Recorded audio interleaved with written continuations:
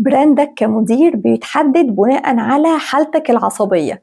اوعى تفتكر ان فريقك او مديرك بيقيموك بناء على جودة قراراتك، لا، هما بيقيموك بناء على الحالة اللي انت كنت عليها وانت بتقول القرار ده.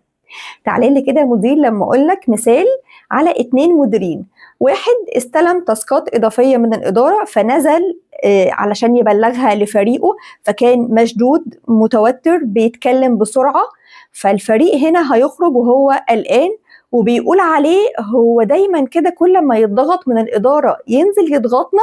فالبراند بتاعك بقى المدير المشدود المضغوط المتوتر طول الوقت.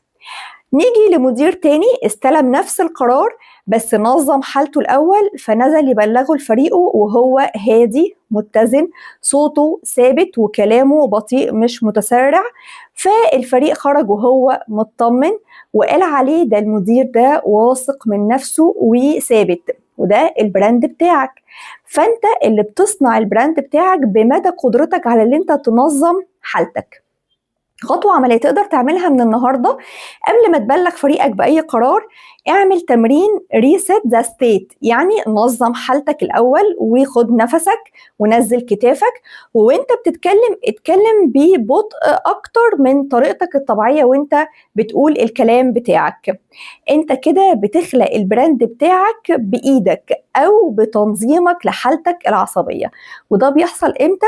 كل ما تتعود انك تدير طاقتك على مدار اليوم فالحاجات اللي بتستنزفك تكون اقل وانت بتكنترول انك تحافظ على طاقتك، كل ما بتقدر تدخل للحالة المتزنة دي اسرع.